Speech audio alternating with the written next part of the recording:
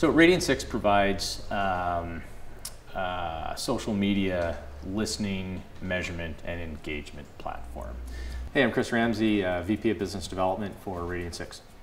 You know, we started jamming on some technical ideas, all these different ways that you could tap into social conversations, and then it went from there to let's zero in on who actually has the pain and the need, and you know, enough pain and need that they would have budget to actually invest in something like this. And we went through that market research process, and I guess we've been in that process ever since. We've been in the market with our platform for just about a year and a half now, and we've gone from 0 customers to 1,000 in 18 months, which is, you know, a pretty aggressive growth rate for a startup like ourselves. But you know, it's companies like, there's, you know, small companies out there, but it's the Microsofts and Comcasts and UPSs and Dells and Home Depots and GEs of the world. Like, you know, all of these companies are putting in place these new processes, and they need tools to help them do it.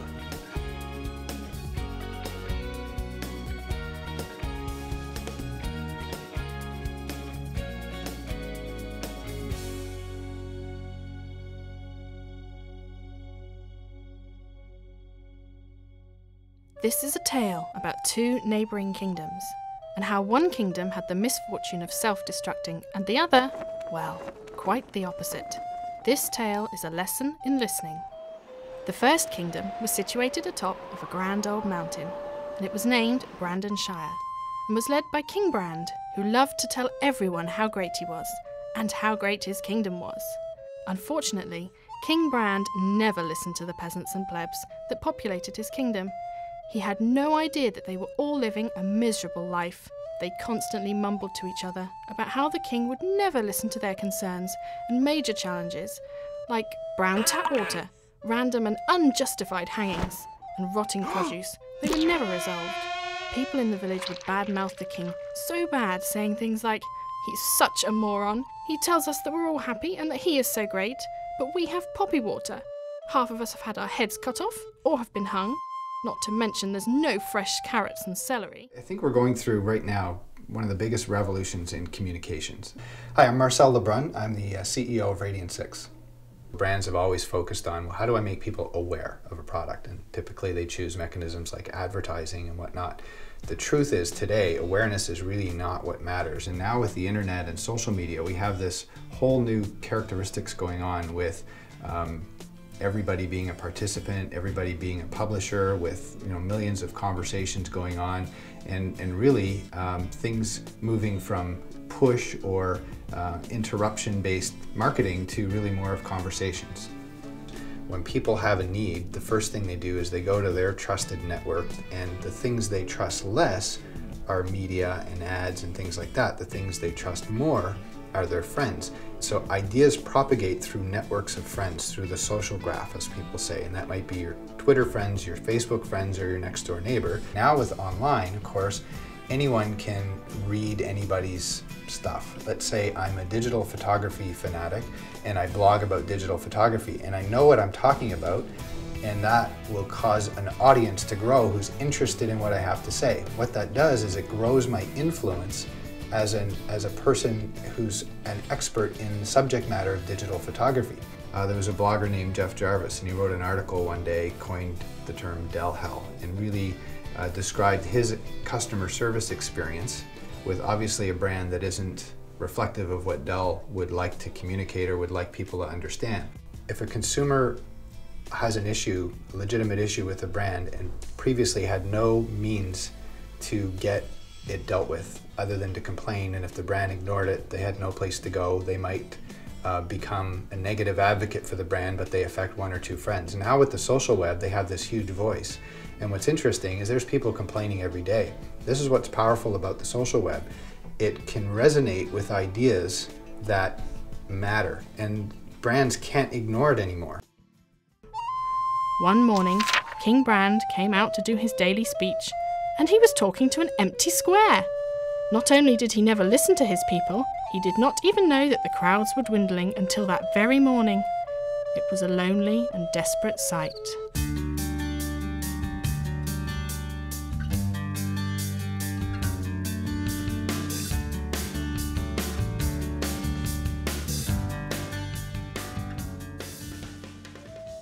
Just over yonder grassy knoll and across the fjord was the other kingdom named Kingdom Converse.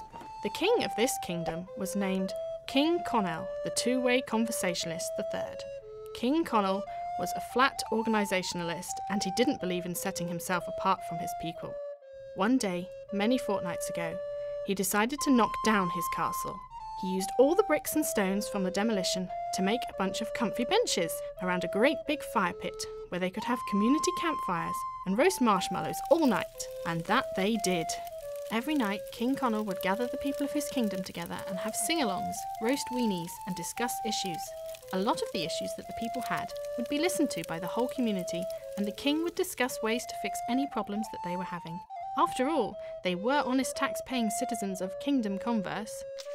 Everyone felt like kings of their village because they all seemed to have control. King Connell knew that he would be a more successful king if he did it this way. A brand needs to learn to listen. A brand needs to learn that your brand is actually the sum of conversations about it. So what is your brand is really not your own decision. It's part of what's being discussed out there, and you need to first understand that, and you're really a participant in shaping it rather than dictating what your brand looks like. Then you need to understand who are the influencers, when they talk, who listens, how many comments do they get, do they gather a really engaged conversation when they talk, do they stir up a whole debate around subjects. And so these are all the different things you can do to measure someone's influence online.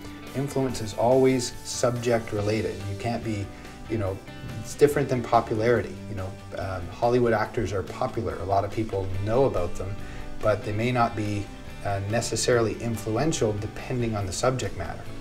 So instead of deciding to just ignore messages and complaints and really continue to push the corporate message around what they'd like their brand to be, they created a whole initiative around, they called Customer Conversations and Community, where they decided to really dedicate staff to engaging in conversations with people, going online, finding conversations, emailing them to each other, saying, do you have this or do I have that, and tracking things in spreadsheets.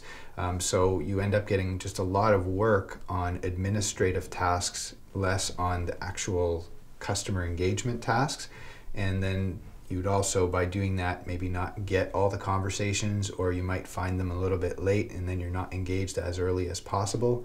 And so when we met them, they were dealing with this in very manual ways and were looking for a better solution to help scale their listening, because as soon as you decide as a brand that you're going to engage in conversation, that you're going to listen to customers, you're going to let them in the tent, so to speak, then there's consequences. You can't miss any conversations, because it's no different than a phone in that it's a new communication channel, and when you call on the phone you expect them to answer.